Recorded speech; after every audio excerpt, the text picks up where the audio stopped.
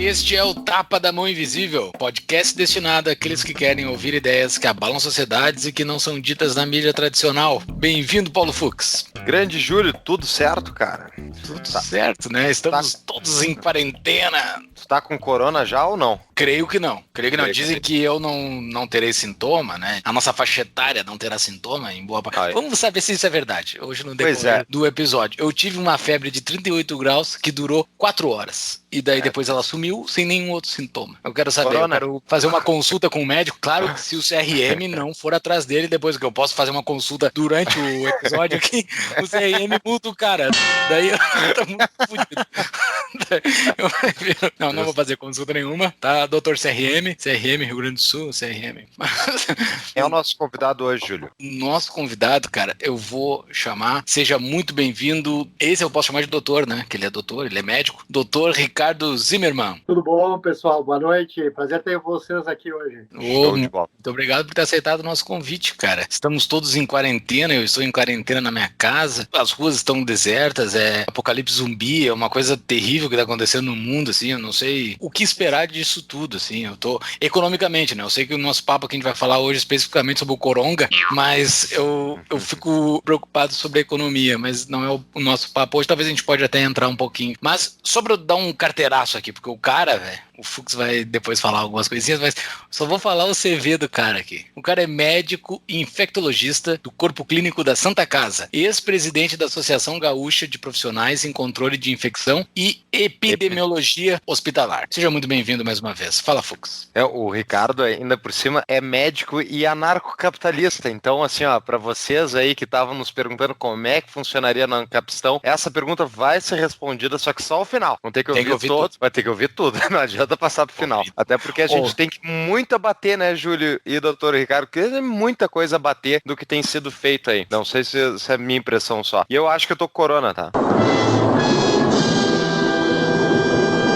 Até vamos fazer a pergunta aí depois, os sintomas. Vamos começar assim, doutor Ricardo. CRM. Quais são os sintomas de quem tem corona? Bom, os sintomas são inespecíficos na grande maioria das vezes. Aliás, aquele pessoal que ficou confinado, que ficou um tempão no navio porque não podia sair, foi testado e por causa disso a gente sabe que 50% não tem sintomas. Ficou lá no navio, prolongou o tempo de cruzeiro, não pagou a mais e saiu sem sintoma nenhum. Na maioria dos casos, é isso que acontece. Mas a gente já começa com os problemas. Existe um grande viés de seleção. Por quê? Porque a maioria dos países não está usando insumos de forma adequada para testar os seus pacientes. Então, a gente tem o viés de selecionar só os mais graves para testagem. Como o numerador vai refletir o número de óbitos, mas a gente não tem como diluir o denominador com o número real de casos, a letalidade, evidentemente, acaba aparecendo mais alta do que é. Na grande maioria dos casos, não vai acontecer nada. Mesmo com esse viés, só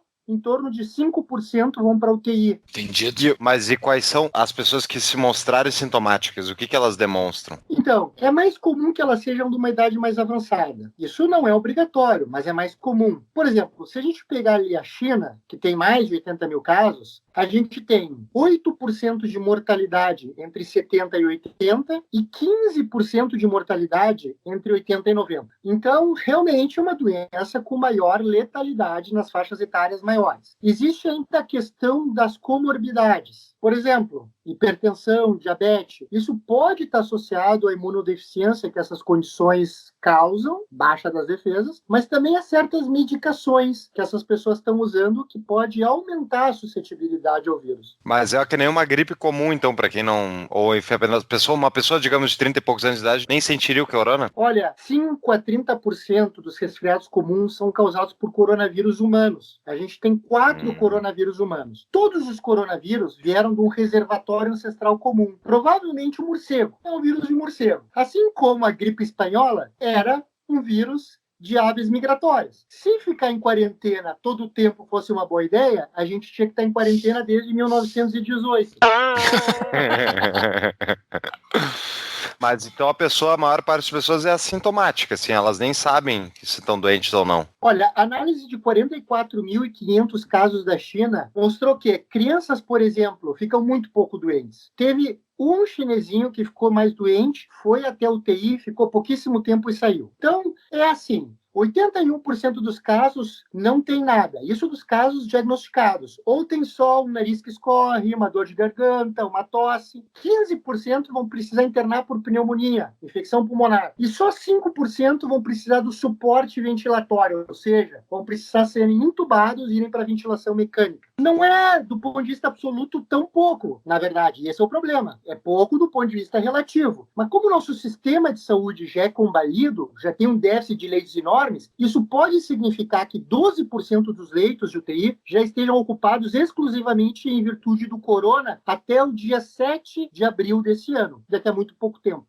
Estamos gravando no dia 18 de março, só para ter um parâmetro. A gente geralmente nunca fala qual é a data da nossa gravação, mas como muita coisa acontece do corona, é bom a gente dizer. Estamos gravando na noite do dia 18 de março, agora são 8h10 da noite. Se vocês estão ouvindo, tá tendo um panelaço, que eu não faço a mínima ideia por quê, se é a favor ou contra o Bolsonaro. Eu não sei qual é, mas é às 8h10 da noite, no meu condomínio, em Brasília, Distrito Federal, mais conhecido como Mordor, está tendo um panelaço. Geralmente não tem panelaço, os outros panelaços não ocorreram aqui. Então, eu não sei se é a favor ou contra. Geralmente o pessoal aqui do meu condomínio é bem a favor do Bolsonaro. Mas o pessoal tá meio furioso. Se for os contra, estão dando a subiu e tudo mais.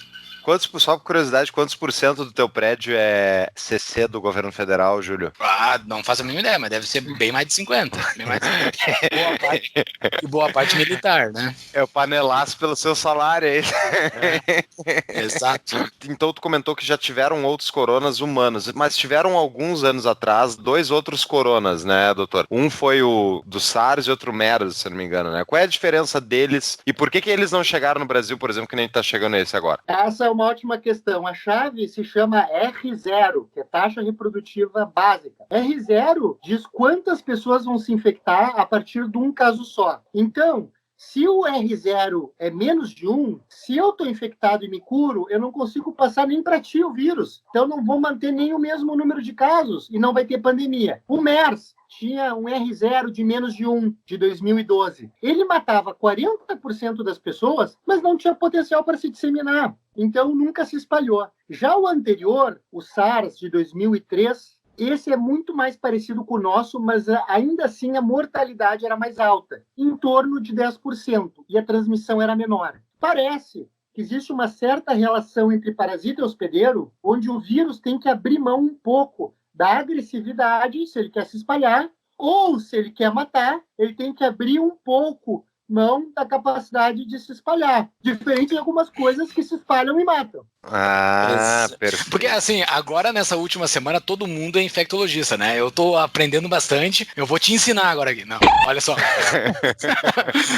Eu ouvi na rádio hoje que, por exemplo, o ebola, né? O ebola é um vírus extremamente violento, assim, um negócio que destrói, e por ele ser extremamente violento, ele não se espalhava muito, porque como a pessoa adquire, ou obtém, não sei qual é o verbo que se usa, mas o cara contrai o negócio e ele já começa a vomitar sangue, sei lá, e daí o cara já fica restrito, o cara não fica andando pelas ruas que nem tá acontecendo aqui no mundo, atualmente. É isso, né? É isso. Por ele ficar oculto, é uma força que ele tem. Exatamente. O vírus Ebola, ele surgiu na República Democrática do Congo. Mas tinha democracia, como é que ele surgiu lá, cara? Democracia é tão bom. Ricardo, vamos lá. É preocupante mesmo ou é uma histeria coletiva esse coronavírus? Do ponto de vista de número absoluto de casos, é preocupante. Como a taxa reprodutiva básica é de 2,74, hoje a epidemia está dobrando de tamanho no nosso meio a uma velocidade de 1,74 a 2,93 dias. Então, mais ou menos, a cada 2 dias ela dobra de tamanho. Tem alguns modelos matemáticos que dizem o seguinte: nos diferentes países, até o caso número 50, tu tem um padrão que não dá para prever o que é. Quando chega nesse número mágico de 50, aí aparentemente tu conta 14 dias e aí tu observa a curva do gráfico. E aí 3 padrões surgem. um padrão moderado, como o Japão, um padrão agressivo, como a Alemanha, a França e a Espanha, e um padrão extremo, como Irã, Itália e Coreia do Sul. A questão é a seguinte, a partir daí vai depender do que tu fez para controlar a infecção. E quem está fazendo o melhor trabalho, sem dúvida nenhuma, é a Coreia do Sul. O que a Coreia do Sul está fazendo? Bom, eu sei que a gente pode discutir aqui se democracia é democracia mesmo ou se é uma modalidade de ditadura, mas sem dúvida alguma... Um dia faremos um episódio contigo. Um dia faremos um episódio contigo só sobre isso. Eu tô aqui com o meu livro do Hans Hermann Hoppe, que eu posso pegar. Que top, cara. Essa carteiraça. A gente pode discutir isso, mas é melhor que o comunismo, né? Então, o que acontece? O pessoal da República Democrática da Coreia do Sul, o pessoal da Coreia do Sul tem uma frase do infectologista que disse o seguinte, olha, nós somos uma democracia, então não nos pareceu que a ideia de fechamento geral, de lockdown, que é o que a China fez, seja algo concebível na nossa cabeça. Claro, o que eles fizeram? Eles já tinham trauma. Em 2015, voltou um empresário sul-coreano do Oriente Médio, trazendo o MERS, que é esse vírus que a gente falou há pouco, que matava 40%. Esse empresário causou a morte de 36 sul-coreanos. Eles aprenderam a lição. Eles pegaram o dinheiro que o contribuinte paga de livre e espontânea vontade para comprar testes diagnósticos, para fazer um programa de vigilância virológica. E esses caras estão testando 15 mil pacientes por dia. Eles testaram 5.200 indivíduos por milhão de habitantes. Coreia do Sul tem 50 milhões de habitantes. O Brasil testou menos de 30 por milhão de habitantes. Então, o que acontece? Se tu testa todo mundo, tu tem duas consequências básicas. Primeiro, tu tem o teu denominador adequado. Tu sabe que morreu X sobre o número real e tu já tranquiliza a tua população. Quando eles fizeram isso, eles demonstraram que, ao contrário do que se pensa, a doença circula principalmente entre jovens, porque jovem se movimenta mais. É que jovem não fica doente e jovem não preenche critério de testagem em outros países. Mas eles testaram. Aí, como eles sabiam quem tinha doença, além deles tranquilizarem o país, eles isolaram quem tinha. Não o cara que está sadio e que quer bater o recorde do supino naquele dia. Ou o cara que está sadio e quer ir fazer a roda da economia girar para poder contribuir com seus impostos naquele dia. Não, eles mantinham em casa quem estava comprovadamente doente. Eles isolavam quem tinha infecção, mas sem sintomas. E se quem tinha infecção com ou sem sintomas ficava em casa, não tinha como transmitir. Então, eles achataram a curva radicalmente. E é o maior exemplo de sucesso. Também estão facilitando a liberação de novos testes. A regulação deu uma segurada. Eles têm um teste de biologia molecular e 2 pendendo aprovação. Então, eles têm uma facilidade maior em testar os pacientes e uma maior aplicação em testar os pacientes, porque eles aprenderam com a experiência prévia. Boa, boa. Mas assim, então esse teste deles é aplicado para pessoas que não têm sintoma. Como é que tu aplica em quem esse teste? Tu aplica em quem? É aleatório?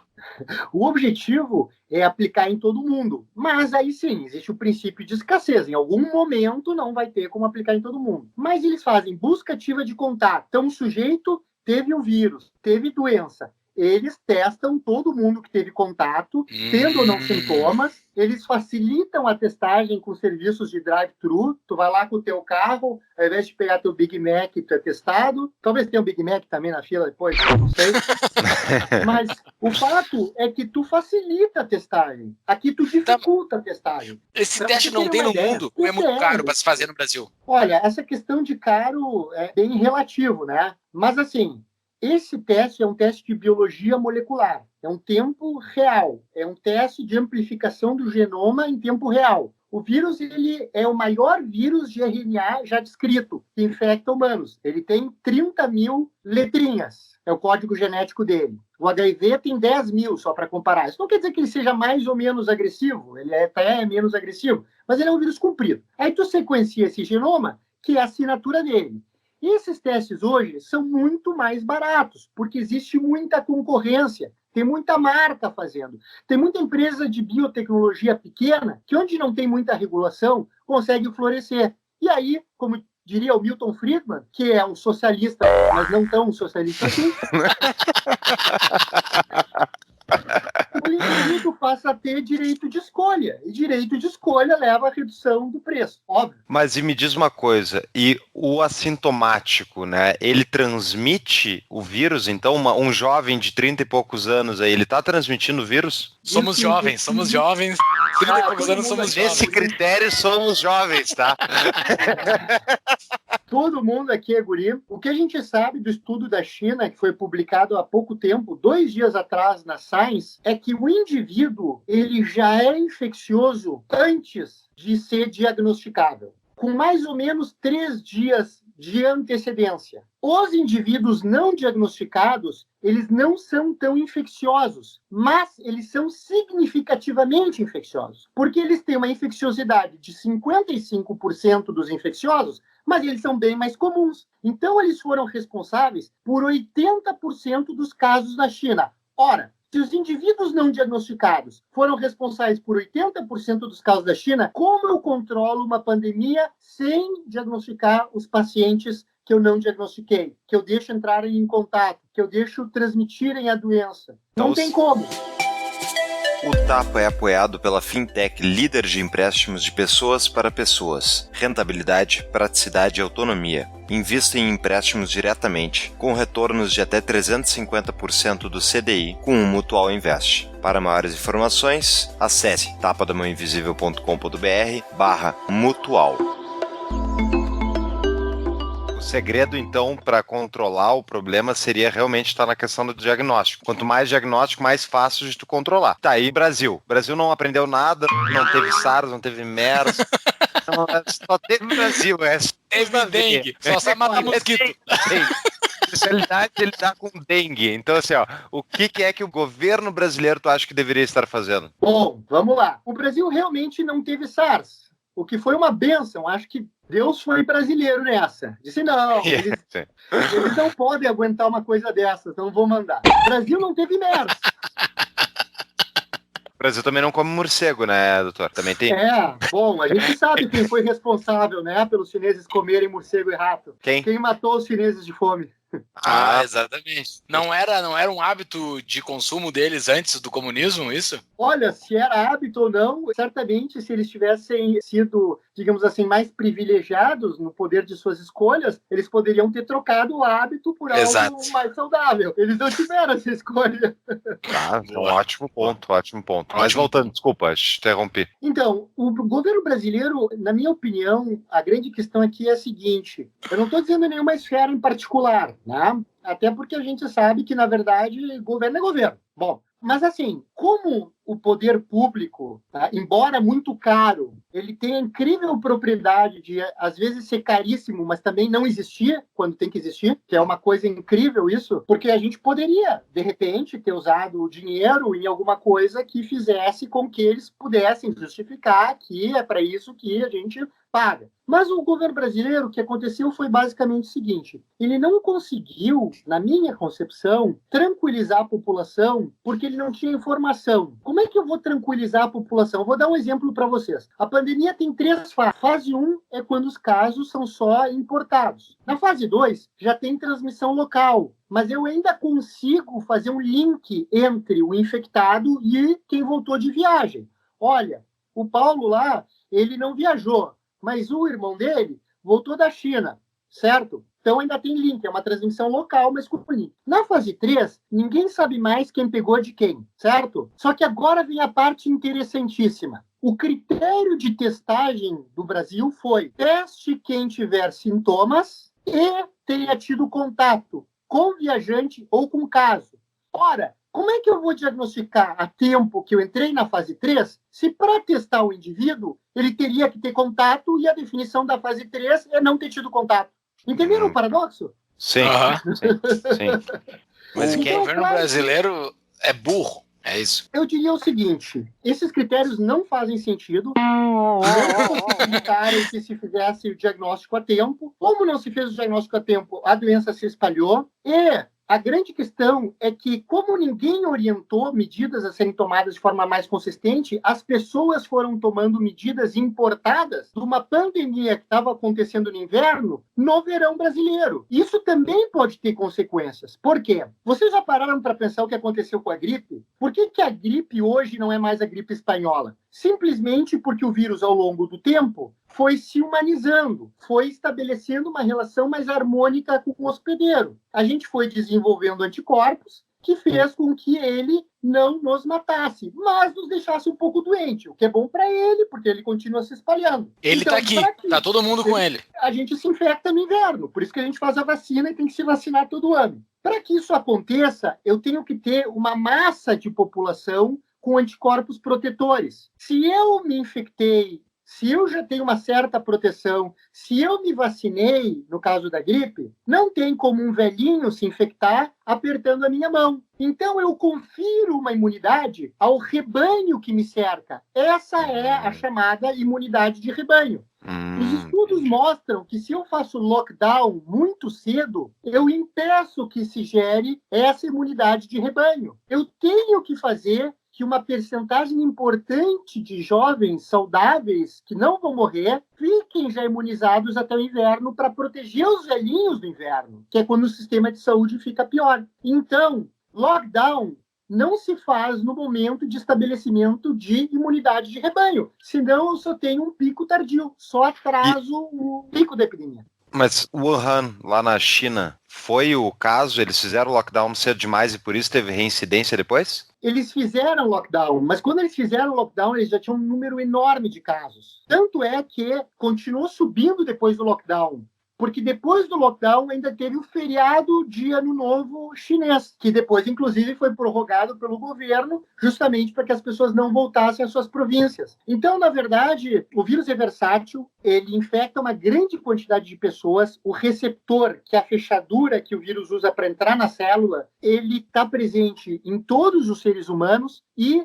essa chave ela comporta vários tipos de fechaduras diferentes, diferente do MERS. O MERS tem uma chave lá que só entra numa determinada fechadura. Por isso também que ele não consegue se adaptar muito bem aos casos que já estão imunes. Já o nosso SARS, mesmo quando os indivíduos entram em contato, eles têm o risco de se infectar porque eles têm, na verdade, vários tipos de fechaduras para permitir essa entrada desses vírus. Então, mesmo que a gente tenha aí, digamos assim, variações genéticas, étnicas no tipo de fechadura, o vírus encontra sua entrada. Inclusive, parece que os asiáticos são mais suscetíveis ao vírus em virtude de terem mais dessas fechaduras. Isso é uma coisa que pode ter explicado. É o mesmo mecanismo dos medicamentos, do ibuprofeno que está se falando, de certos antihipertensivos, de algumas medicações para diabetes, elas aumentam a quantidade de fechaduras nos pulmões para que as chaves dos vírus entrem e nos infectem. Então, também, quem usa essas medicações tem que consultar o seu médico para ver se tem indicação ou não de trocar. É óbvio que a principal causa de morte no hipertenso vai ser relacionada à hipertensão, ele não pode parar de tomar os remédios, mas ele deve consultar seu cardiologista, o diabético, o seu endocrinologista, enfim, para ver se aquele remédio em particular aumenta a suscetibilidade ou não. Boa. Cara, e assim, todo mundo é infectologista, né? Eu sei mais do que tu, eu vou te dar uma aula agora, novamente. O que é a tal da curva, assim? Eu tô te fazendo um teste porque eu sei. Eu tô te perguntando porque eu já sei a resposta, mas eu tô te fazendo um teste.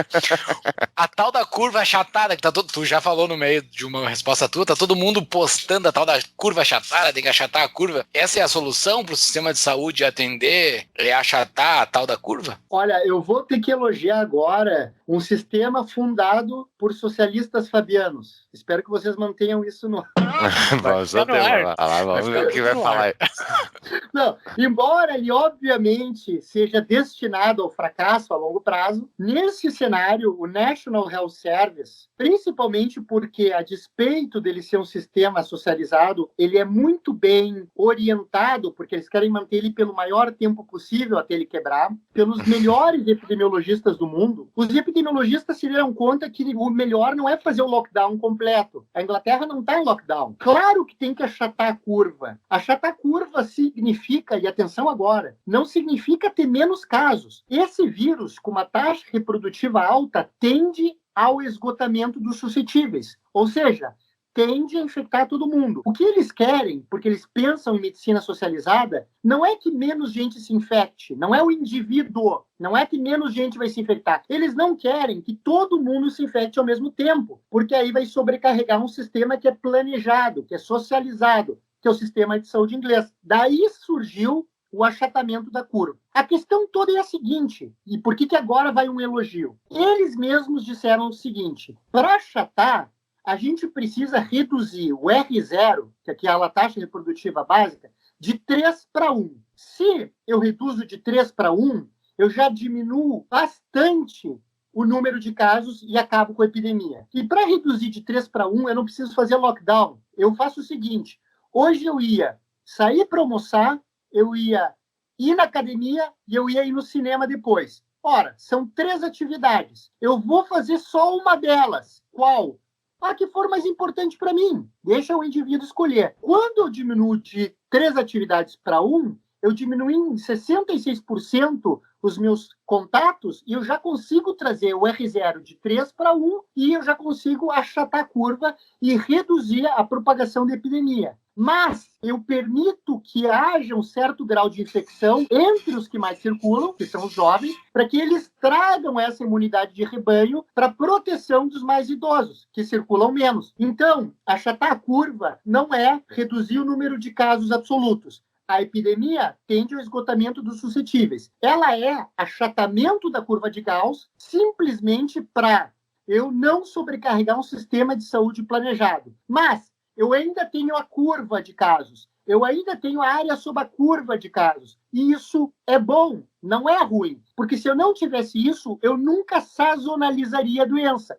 É o exemplo que eu dei de ficar em casa desde a gripe espanhola. Fica todo mundo em casa desde 1918, a gente nunca vai ter gripe sazonal e nunca vai ter pandemia. Agora, ninguém nunca sai de casa. É inviável. Muito bem. Agora, pegando esse caso, então, em inglês, eu vi que realmente, ao contrário dos países, adotaram mesmo uma política diferente. Minha dúvida, o que aconteceu, por exemplo, na Itália, que teve casos gravíssimos, enfim, e os médicos literalmente escolhendo qual paciente ia buscar salvar e qual ia morrer por falta de estrutura? E qual foi a diferença do caso italiano versus inglês, por exemplo? Bom, a gente ainda não sabe exatamente o que aconteceu, mas na Itália a curva assumiu aquele padrão que a gente falou anteriormente, que é o chamado padrão extremo. Quando a partir do caso número 50, tu projeta um aumento em 14 dias de 87 vezes no número de casos. Então, teve um número muito grande de casos. Mas o número real deve ter sido maior ainda. Por quê? Como eles só testavam os mais doentes, eles só identificaram aqueles que já tinham uma chance pré-teste para morrer maior. A taxa de letalidade do coronavírus na Coreia do Sul, por exemplo, ela que teve mais testes, ela é mais baixa que nos outros países que estão testando menos gente? Ela é mais baixa, claro. O denominador é maior. A gente tem um número maior de casos detectados. A vigilância virológica é mais ampla. Quando tu amplia a vigilância, tu amplia o número de casos que tu detecta, tu não tem esse viés de só detectar os mais doentes, tu dilui o numerador e a taxa de letalidade é mais baixa. Mas todo mundo vai entrar em contato, digamos aqui no Brasil, todo mundo vai entrar em contato com o vírus? É provável que sim. Se a gente considerar o padrão de disseminação desse vírus, é provável que sim. O número de casos amanhã, ele depende matematicamente do número de casos hoje, mais do número de contactantes que o infectado vai ter, mais da chance também, não mais, tu vai multiplicando, com a chance de um contato resultar numa infecção. São essas as variáveis. Então, número de casos hoje, número de contatos do contatante, chance desse contato ocasionar uma infecção. Onde é que a gente pode atuar aqui? Número de contatos. Diminui a socialização. Mas, de novo, não põe a socialização a zero. Porque alguns pacientes infectados são desejáveis para ter imunidade de rebanho. Outra questão. Cenário do contato. Deixa os lugares abertos, ventilados, arejados. Acontece o contato num cenário de menor risco de transmissão do vírus. Ah, então a pessoa ela pode entrar em contato, não ter os sintomas, ela pode ter até receber o vírus, contrair o vírus, transmitir ele e não ficar sintomática nesse caso, e daí ainda assim, e assim criar a imunidade de rebanho, se todo mundo tiver mais ou menos esse contato. Seria isso? É exatamente isso. O jovem que vai ficar com pouco sintoma ou nenhum sintoma, ele vai continuar circulando, justamente por não estar doente. Então, esse jovem, esse paciente sem comorbidade, ele acaba sendo um disseminador enquanto ele está infectado, mas em contrapartida, como ele não morre, ele vai continuar vivo para formar uma parede de pessoas que não se infectam e que, portanto, não transmitem no futuro a infecção. Se a gente faz medidas muito severas de lockdown completo no verão, a gente empurra a população para um estado de ausência de anticorpos protetores no inverno. E aí a gente tende a ter um rebote do pico, um bounce back, né? A gente pode ter um novo pico epidêmico. Então, algum grau de imunidade de rebanho é desejável. Bem, que sejam os jovens, que têm o risco menor de morrer. Ninguém dá bola para jovem. Você é o ápice da juventude. Você sabe o que é cultura jovem? Urso. Não. Cultura jovem é destruição. Destruição é jovem. Skate. Animal voador que fala. Isso é jovem. Bruno de Luca. Slackline. Que coisa mais jovem que Bruno de Luca no Slackline? Piercing. Pouco importa. O jovem tem que acabar, como diz aquele meme. Eles dão um jeito, eles dão um jeito.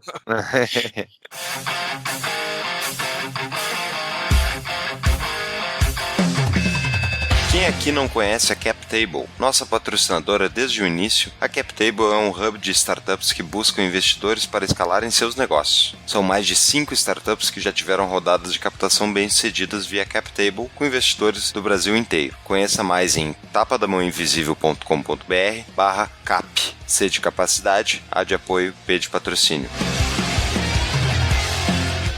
O que a Itália fez de errado? Porque assim, a Itália tem a mesma condição climática, ou muito semelhante, à Alemanha, à França, tudo ali do lado, tem o mesmo perfil etário, provavelmente. O que eles fizeram de errado? Qual é o problema da Itália? Ou ninguém gosta de italiano, Deus não gosta de italiano, tá matando os... Essa é uma grande questão, porque em realidade eles têm o mesmo número de velhos do que a Suíça, do que a Alemanha, densidade demográfica, que é grande lá, para quem tentou tirar uma foto na Fontana de Trevi, sabe muito bem. Isso não se mostrou nos modelos que fosse um fator, embora, na minha opinião, deve ser um fator, sim. Então, talvez o overcrowding, o agrupamento excessivo, com más condições de higiene, possa ser um fator, mas o fato é que eles têm uma prevalência muito alta também de tabagismo, os italianos, né? Então, eles fumam muito. Talvez, se a gente somar tudo isso, uma população que vive num ambiente muito aglomerado, com muito turista, que fuma muito, que é muito idosa, um sistema que testou pouca gente, não tirou os infectados das ruas, porque não sabia quem eram os infectados, porque não os testou, paga o seu preço. Então pode ser um conjunto de fatores. Mas tem um viés, o viés do fato de que esse número não está sendo diluído, o número de mortes não está sendo diluído adequadamente, porque como não se fez uma testagem ampla, a gente não sabe o tamanho do denominador. Muito bem. Excelente. A Itália, os caras são sujos lá. Por isso, tu não pode falar porque tu é médico, mas os caras são sujos, os caras não se lembram. É o Brasil da Europa. Olha aí, o racismo no tá. Racismo contra mim mesmo, sabe? Eu sou self-racist. Olha só.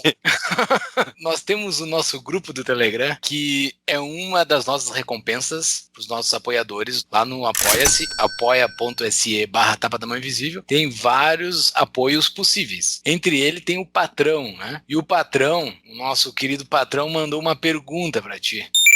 Momento Patrão Pergunta.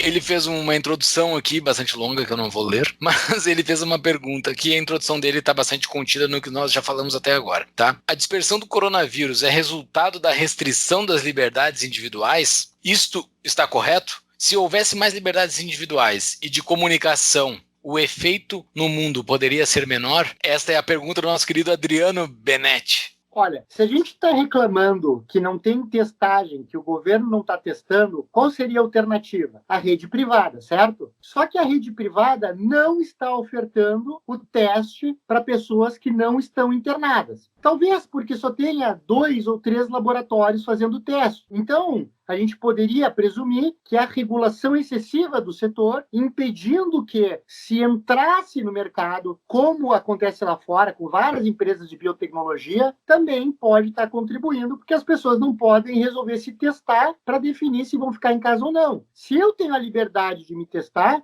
E se eu tenho um grande número de laboratórios privados oferecendo teste, o preço do teste vai ser baixo, eu vou poder saber se eu estou infectado ou não. Aliás, tem até empresa de biotecnologia americana, que tem filial na China, que fabricou um teste rápido, que é o Biomedomics, de imunocromatografia, que dá o resultado em 15 minutos. A nossa regulação talvez impeça que esses testes entrem com mais facilidade no Brasil, ou a nossa carga tributária talvez impede que essas empresas entrem no Brasil para oferecer esses produtos. Então, acho que sim. Eu acho que a falta de opções faz com que eu tenha a minha liberdade individual restringida. Não estão deixando eu sair. Eu estou em quarentena porque eu não posso me testar para mostrar que eu não estou infectado. E eu não posso me testar porque os empresários não tiveram a liberdade de poder entrar por causa do setor ultra-regulado. E também os importadores não puderam trazer para cá por causa da ultra-regulamentação. Então, acho que, de certa forma, sim.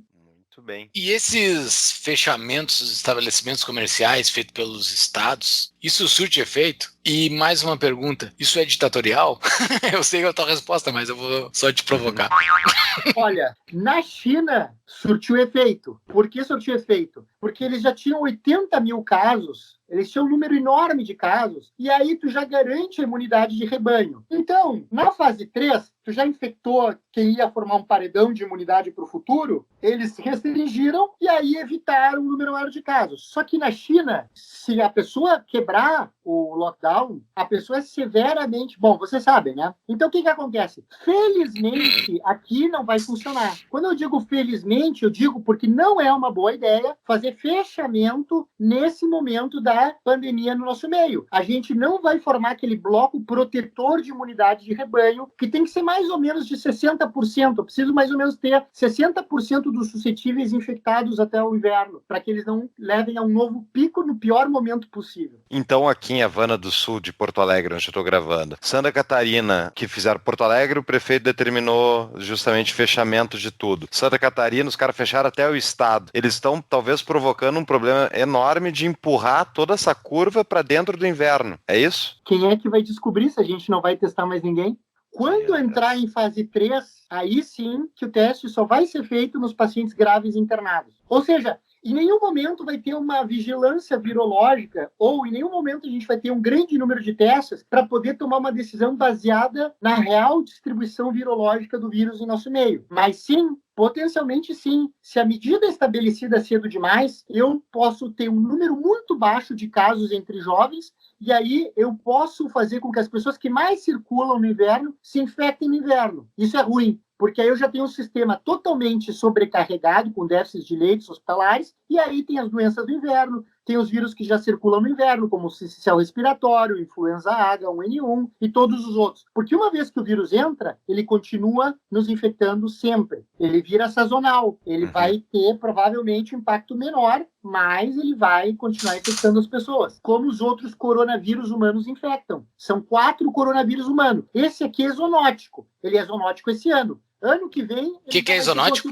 Porque ele veio do morcego diretamente. Ele ainda não se humanizou. Ele encontrou um ser humano que não tinha nenhuma exposição prévia a ele. Não tinha anticorpos prévios a ele para tornar a doença menos grave. Por isso que a mortalidade ainda é em torno de 3 a 4%, e na gripe a mortalidade hoje é 3,4 a 100 mil pacientes. Então, ele é novo, ele está se aventurando por um novo hospedeiro. E mesmo ele se aventurando por um novo hospedeiro, ele está encontrando um ser humano que teve uma revolução cognitiva há 70 mil anos atrás e ainda não aprendeu a lidar com essas criaturinhas aí, a despeito de ter tido uma lição atrás da outra nos últimos anos, a despeito de toda a tecnologia que surgiu. Sim, ele é do PCdoB, né? What? Porque a Manuela Dávila, a Manuela Dávila queria uma internet mais humanizada, né? Então tem que ter um vírus mais humanizado pra galera aí. Olha só, uma piada incrivelmente ruim. Olha só.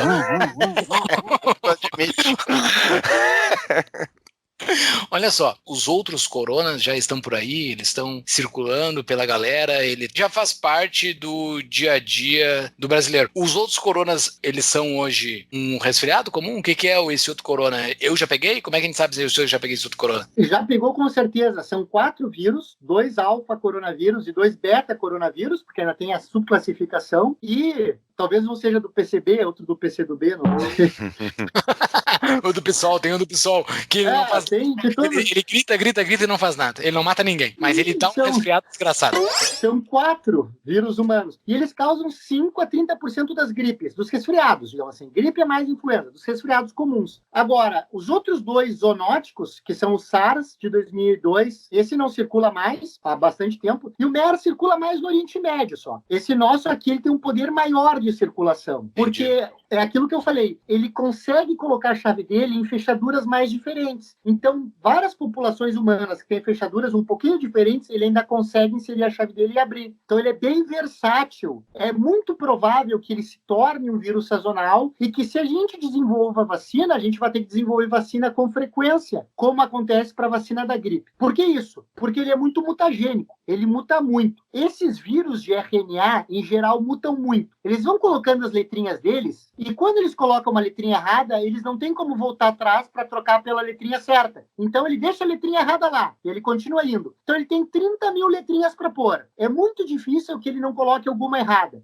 E essa errada vai adiante. Então, os vírus de RNA, eles não crescem como um vírus dentro do ser humano. Eles crescem como um pool de quase espécies. São vírus que têm diferenças genéticas mínimas que não permitem que a gente diga que são de espécies diferentes, mas dificultam a realização de vacinas únicas, porque eles são um pouco diferentes. Então essa mutação, ela já não começou supostamente a ocorrer ou tu acha que já está acontecendo? Provavelmente alguma mutação já ocorreu, mas a gente não sabe ainda correlacionar mutações com menor ou maior gravidade, nem com menor ou maior risco de morte, ou qual vai ser o impacto disso em relação à resposta do tratamento, ou como vai ser em relação ao desenvolvimento de vacinas. Mas, hipotetizando, isso é um dificultador. É isso que provavelmente vai fazer com que ele sazonalize, porque a gente vai ficar imune, mas não tanto. Vai ser um vírus um pouco diferente, e também com que talvez a gente tenha que mudar a vacina no futuro, caso a gente venha desenvolvê-la em tempo hábil. Tá, e os grupos de risco que são aí os fumantes, os idosos, por exemplo, um jovem fumante tá sob grupo de risco? Depende da carga de tabagismo. O cigarro, obviamente, se a gente diz que uma coisa faz mal, em geral existe uma correlação entre dose e efeito. Isso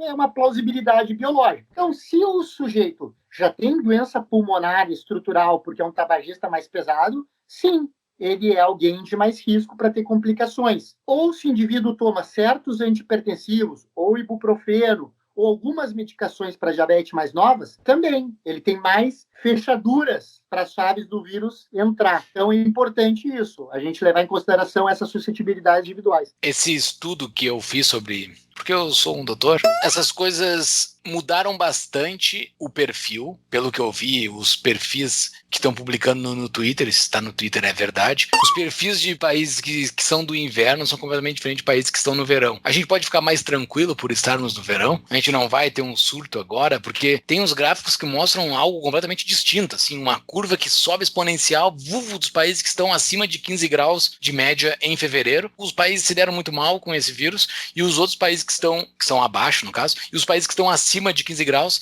estão muito bem. A gente pode ficar tranquilo ou não? Agora, tô perguntando agora, não. Eu sou brasileiro, eu só penso no curto prazo, tô nem aí para junho, tô preocupado com março. Não, inclusive, a gente está tendo um aumento importante, por enquanto a nossa curva parece, a gente vai saber mais isso mais ou menos no dia 7 de abril, tá? Mais ou menos por aí, 7, 10 de abril. Mas nossa curva parece estar assumindo um perfil parecido com a curva italiana, um país extremo. Então não dá para ficar tranquilo. De novo, a gente não sabe com certeza, porque assim como ocorreu na Itália, a gente testa muito pouco. Então, está sendo difícil de ter certeza. Mas, sendo médico, eu acho, pelo que a gente vê dos colegas falando em emergências, etc., eu acho que a circulação já está aumentando de forma considerável, embora a gente não tenha diagnosticado mais do que 19 casos até o momento. Então, isso também, por um lado, é ruim, mas por um lado pode significar que tem muito mais gente infectada e pode estar criando-se imunidade de rebanho, seria isso? Sim, até porque essas atividades de lockdown não coordenadas, como foi no nosso meio foi tudo ao contrário, começou fechando o colégio. Colégio é a última coisa que tem que fechar em lockdown. Eu, na minha estupidez, achei isso estúpido, então eu estava certo. É ridículo. Isso, nem os ingleses fizeram uma conta e eles viram que mais ou menos eles iam perder 20% da força de trabalho em profissionais da área de saúde para combater a Covid, porque as crianças, filhos de técnicos de enfermagem, filhos de enfermeiros, iam ter que ficar com os pais para não ficar com os avós. Então, o Boris lá bancou não fechar colégio. Muito bem. Aqui a gente fechou antes os colégios. Pois é. E agora a gente está numa situação que alguns lugares já anunciaram ter desenvolvido uma vacina. Essa vacina, qual é a dificuldade, por exemplo, com essa taxa de mutação do vírus? Qual é a dificuldade da vacina ser adaptada também? Tipo, bom, agora o mais difícil é desenvolver a primeira vacina, eu imagino. É, claro, mas a gente ainda não tem nenhum teste clínico mostrando eficácia, né? Tem vários grupos desenvolvendo, mas assumindo que ela seja eficaz, vai ter um impacto enorme. As vacinas são, sem dúvida alguma, estão entre os maiores desenvolvimentos da medicina moderna. Então, elas costumam funcionar muito bem. No entanto, existe a possibilidade do vírus mutar, por ser um vírus mutagênico. A chave da superfície, que se chama glicoproteína S, ela permite muitas mutações sem o vírus perder a capacidade infecciosa, sem perder a capacidade replicativa. Então, isso me faz pensar que talvez, mesmo que a gente desenvolva uma vacina, talvez a gente tenha que ir trocando a vacina como acontece com a influenza. A influenza ainda é pior, porque a influenza tem 2 tipos de mutação. A influenza tem essas mutações pontuais, de trocar uma letrinha por outra, mas, além disso, os genes do influenza são separados. São 8 pedaços de genes. Como o porco ele pode se infectar por um vírus de ave e um vírus de ser humano ao mesmo tempo, quando monta um vírus, pode surgir um vírus novo, que é o que aconteceu na pandemia de 2009, quando o H1N1 era 1/3 porco, 1/3 humano e 1/3 aviário. Claro, aí é uma coisa mais diferente ainda. Então a gente tem que ter medo sempre, é isso que você está dizendo, doutor? Pode aparecer coisa nova sempre.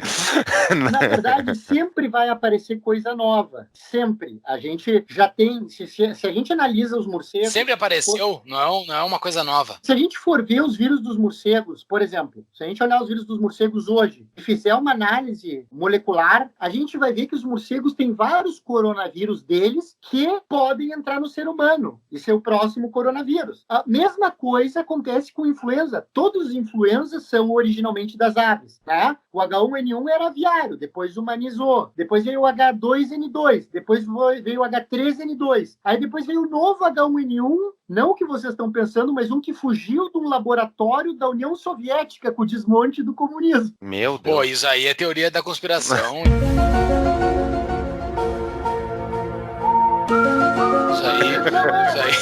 Isso aí são os globalistas querendo matar o mundo. É sério, tanto é sério que, se vocês se lembrarem, em 2009, quem é que ficava doente com influenza, o novo influenza? Os jovens. Lembram dessa história? Os jovens ficavam doentes. Por que isso? Porque o velhinho tinha entrado em contato com um pedaço de H1N1 humano, lembrem? Era um pedaço humano, pedaço de ave e pedaço de porco. Aquele pedaço humano era de um H1N1 mais antigo. E nós entramos em contato com um pedaço humano do H1N1 pós-fuga da União Soviética. Que loucura! É o Ayn Rand. A gente entrou em contato com o Ayn Rand fugindo da União Soviética.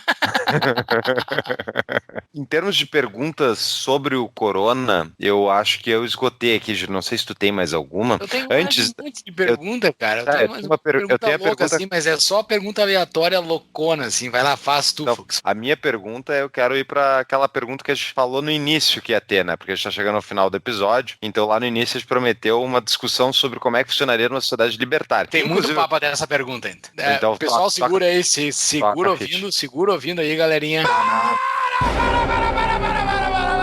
Vai lá, Júlio. Mais perguntas, então.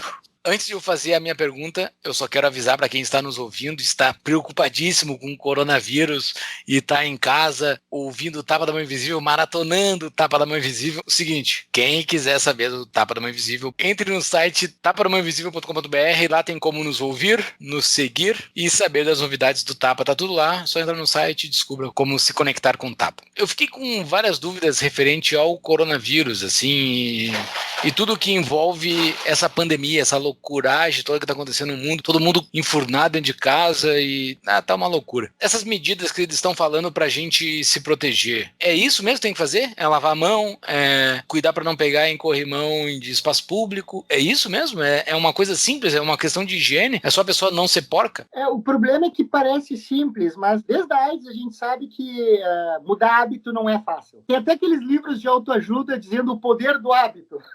É muito bom, recomendo. Fux indica autoajuda. Fux indica autoajuda. Não é autoajuda, pessoal. Mas ok, eu falo outro dia. Vai lá. Justa piada. Mas é verdade, né? De certa forma, o hábito é uma facilitação que a gente desenvolve para não ter que pensar em tudo. Então Exatamente. A gente tira do córtex cerebral e coloca para centros mais inferiores. Então é difícil de desfazer o automático, né? Isso. E, bom, desde o tempo do HIV, quando surgiu, quem desenvolveu o hábito de usar camisinha foi só quem viveu aquele horror daquela época. Nem os velhinhos, que hoje em dia têm as suas ereções em virtude das medicações mais novas, nem os mais jovens usam camisinha. É impressionante. Então, a gente coloca o dedo no nariz, o dedo na boca, o dedo no olho. Aquele meme lá é sensacional, daquela burocrata americana dizendo das novas medidas. Verdade. Não, nós temos que mudar nosso hábito e não colocar o dedo na boca. Ela põe o dedo na língua e vira a página. Aquilo tem que lá estar é no show notes, né, Fux? Tem que estar no show notes. Esse meme é muito engraçado porque é uma burocrata cagando regra que ela não executa. Isso é muito engraçado. Né? Para mostrar como isso tem lastro moral, né?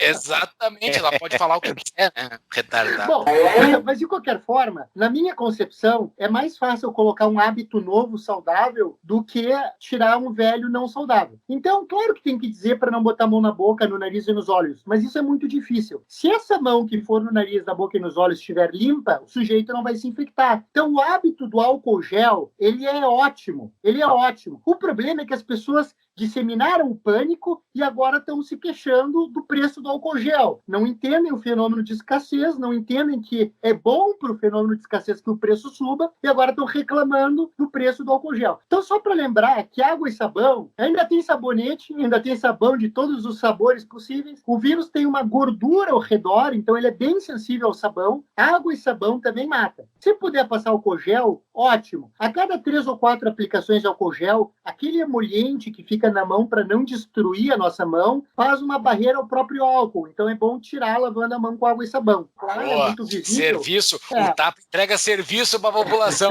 Aí, ó. Se tem uma sujidade muito visível, sujidade é um termo que meus colegas enfermeiros gostam muito, né? O médico fala pouco, mas o enfermeiro fala muito sujidade visível. Se tem uma sujidade visível, se a mão tá porca, tá suja, água e sabão parecem ser melhores, porque o álcool pode não funcionar muito bem na matéria orgânica, na sujidade visível. Então, depois do número 2, é melhor água e sabão. mas os dois funcionam bem. Outra coisa, a questão da socialização. Pessoal, tem que diminuir socialização, mas eu deixaria a cargo do indivíduo definir quais os seus valores, quais são as suas virtudes e quais são as socializações que ele mais faz questão. Lembrem, eu preciso reduzir 50% a 70% das socializações. Reduzir a 100% nem é bom. Eu não vou ter imunidade de rebanho. Então, assim, ó, eu ia ir hoje à academia, ia ir hoje no cinema, eu ia ir hoje bater panelaço, eu ia... Não, escolhe uma dessas coisas, já fez tua parte. Não precisa alguém fechar, impedir teu direito de ir e vir, te conter um órgão que, de outra forma, não está fazendo mais nada para a promoção da tua saúde. Porque o político, em geral, ele faz duas coisas. Ou ele minimiza, diz assim, não é nada, não é nada, não é nada, é surto, é pânico. Obviamente, temos no momento uma crise, uma pequena crise, né? No meu entender, é muito mais fantasia a questão do coronavírus, que não é isso tudo que a grande mídia propaga pelo mundo todo. Ou ele diz, vou fechar tudo. Qual é a semelhança entre essas duas condutas? Que nenhuma das duas ele precisa fazer nada. Então, o que a gente tem que dizer? A gente tem que dizer, olha, eu sou um contribuinte, eu paguei imposto com a maior boa vontade. Pra quem tá, isso é só áudio, né? Então ele tá usando aspas, tá, pessoal? Mas sim, faz muito sentido isso. Agora a minha dúvida também, que eu lembrei uma outra que eu ia te perguntar, que profissionais da saúde, né, que estão em contato seguido e tal, eles acabam muito mais sujeitos ao desenvolvimento da doença, correto? Se tu, enfim, tá exposto a mais coronavírus, digamos, que os outros, a gravidade da tua doença também aumenta? Não, o que determina é o risco de infecção. Não existe nenhuma relação entre o grau de gravidade da doença e o tamanho do inóculo infeccioso em dado momento. Isso não está estabelecido. É possível que venha a existir, mas em geral o problema não é a carga de vírus. A carga de vírus inicial, ela determina o risco de infecção, mas o que vai acontecer após uma determinada carga ter sido atingida e ter se passado o limiar da infecção depende mais da relação do hospedeiro com o parasita. Como dizia Pasteur, o micro-organismo não é nada, o hospedeiro é tudo. Boa. Cara, só mais uma pergunta sobre o vírus, então. A troco do que os filhos da mãe lá comem morcego? Porque isso vem pelo... O morcego não tem... É carne e osso? O que tem no morcego? Tá, eu sei que tu não tem essa resposta. Mas olha só.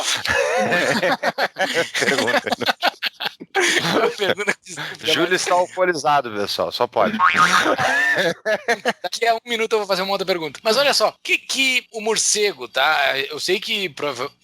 Provavelmente aumenta bastante o risco de tu consumir uma carne de morcego, por isso que o negócio que eles têm um monte de corona vem pra nós, porque tem um imbecil em algum lugar comendo morcego. Mas caso se faça a abolição desse costume, lá na China ou em algum outro lugar da Ásia, pare de comer morcego. A gente ainda vai estar exposto porque o morcego pode nos morder. Ele consegue transmitir isso assim ou a gente vai estar bem imune a isso tudo? Não. Ele pode, provavelmente ele possa transmitir, como ele pode transmitir outras coisas. O morcego é o grande reservatório da raiva também. A raiva é uma doença que tem mortalidade de 99,9999999999997%, porque tem os 3 casos que saíram vivos. Sério? Que loucura. Que loucura. Tá, existe risco para as pessoas, algum hábito interno dentro de casa que tu acaba ficando mais exposto, como por exemplo beber? Porque os caras vão ficar enfurnados dentro de casa agora por não sei quanto tempo, né? Os caras não vão poder nem beber. Isso aumenta o meu risco? Alguns hábitos extremos podem se associar a flutuações da imunidade. Por exemplo, exercício físico extremo. Faz conta que tu tem academia em casa. Aí tu resolveu bater teu recorde de levantamento terra agora. E tu ficou exausto. Isso aumenta o risco de tu ter uma infecção. O overtraining se associa a imunossupressão e aumento de risco de infecções. Se tu faz uma farra alcoólica, ou seja, se tu toma todo o teus gran reserva agora que tu está em casa de uma vez só, também... Não, eu sou um cara comedido, só tomo até fazer piadas imbecis. Sou um palhaço, sou Coringa, o palhaço, o Joker, o palhaço. Vai lá, Fux. Tá, última então pra gente ir pro nosso encerramento, tá? Eu queria então, já catamos não só um especialista, que tirou todas as minhas dúvidas pelo menos e tá me ajudando bastante a entender melhor como é que funciona essa doença. Agora vamos lá, além disso tudo, o Dr. Zimmermann é um anarcocapitalista. Como é que funcionaria isso numa sociedade privada se não tivesse o governo maravilhoso para, sei lá, fechar fronteiras, proibir voos internacionais, fechar escolas, fechar tudo? Como é que seria? A humanidade teria acabado, com certeza, não? O que faríamos, né? O que faríamos? No Vale de Gaut. No Vale de Gaut, o que faríamos? Vale de Gaut. Bom, eu acho assim, primeiro, de onde é que vêm as medicações, né? Por que a gente não tem mais medicações?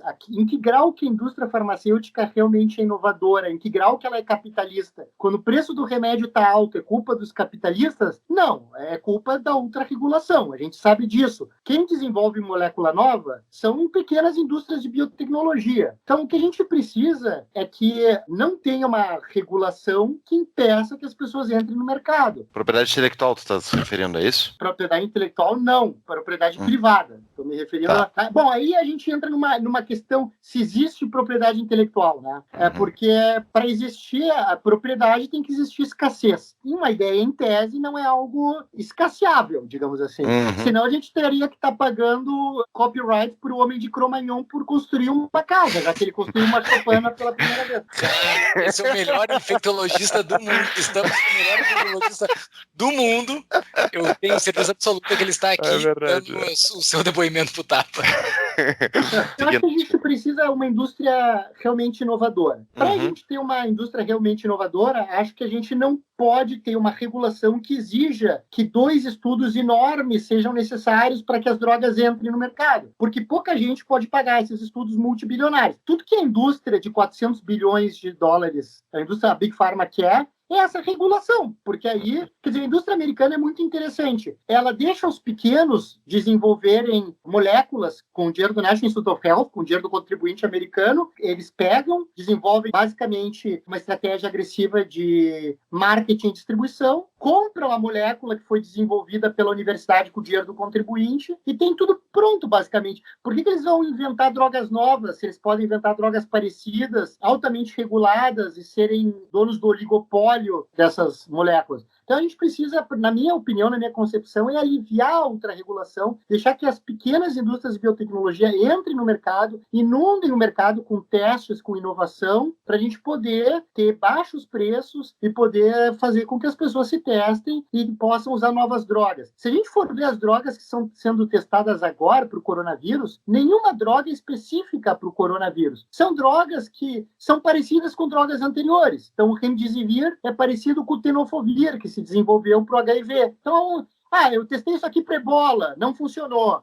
Mas então vamos tentar aqui para ver se eu já tenho a molécula mesmo. Então, acho que a gente precisa de drogas novas, inovadoras. Para isso, tem que ser interessante fazer inovação. Para isso, a gente não pode ter regulação, nem pode ter uma cobrança de impostos tão excessiva. Na minha concepção, a principal coisa é a gente conseguir ter um mercado realmente aberto, sem exigências regulatórias que as pequenas não possam cumprir para lançar seus fármacos e para fazer uma inovação de verdade, tanto no desenvolvimento de vacinas como de fármacos específicos e inovadores. E no caso dessas políticas públicas, entre aspas, de fechamentos e coisas, se fosse no Vale de Gaut, para quem não leu A Revolta de Atlas, é onde os empreendedores do mundo, então, os que não trabalham para o governo, que não têm acordos escusos com o governo, eles fogem para lá para fugir dos parasitas, né? É uma sociedade totalmente privada. Então, considerando essa sociedade como se fosse um ancapistão, como é que seria adotada uma política para essa cidade se defender, por exemplo, do coronavírus? Bom, aí acho que a política seria não política,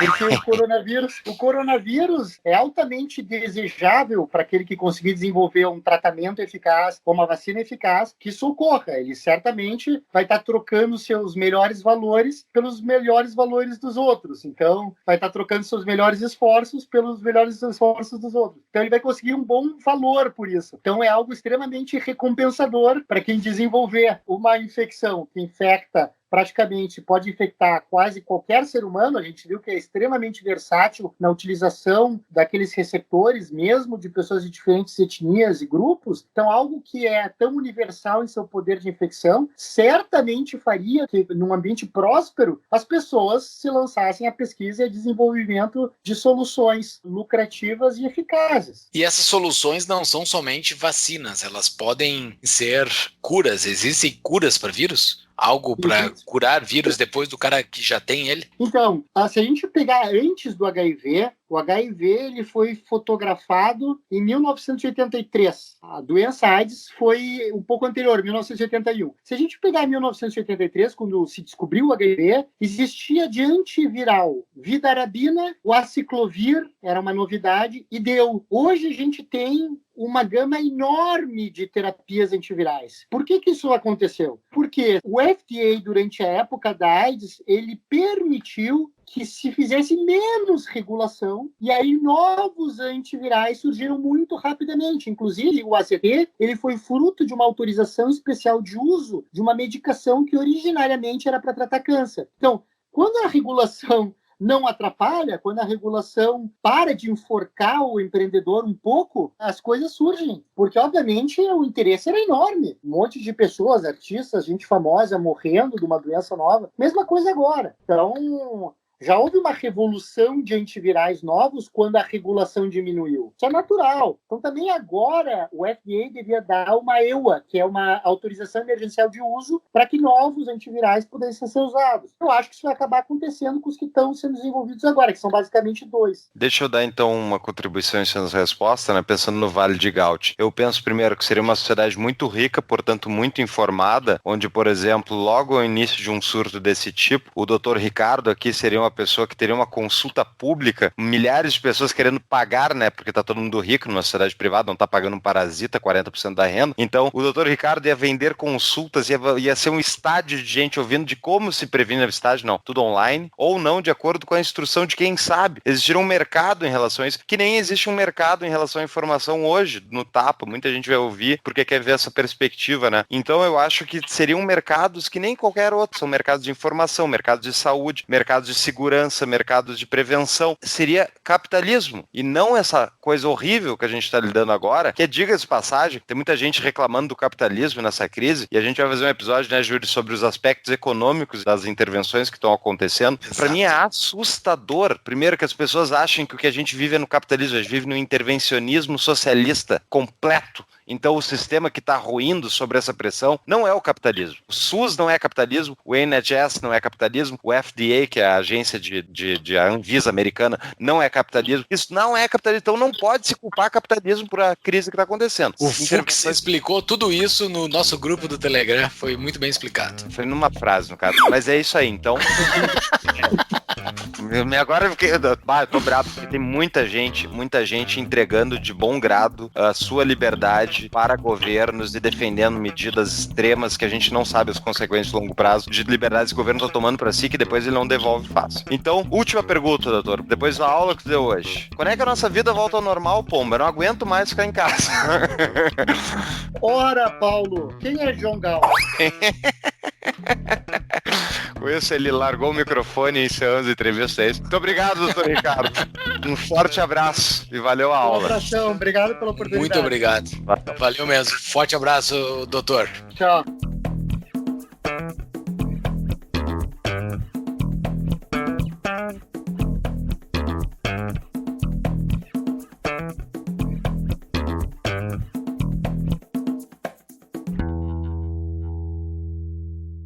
É porque na época era ou Congo Belga ou Zaire.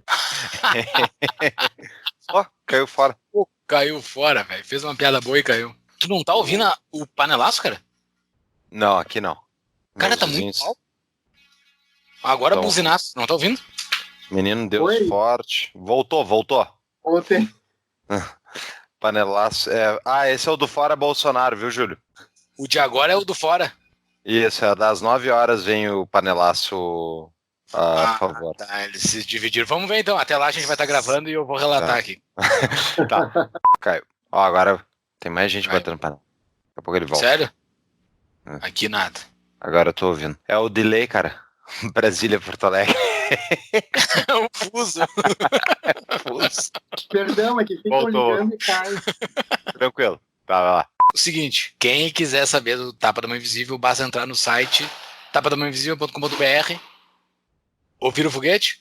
É porque são 9 horas nesse exato momento, é a manifestação pró-Bolsonaro. Os caras não são na panela. Os caras são militar, pegaram um... Pegaram um canhão.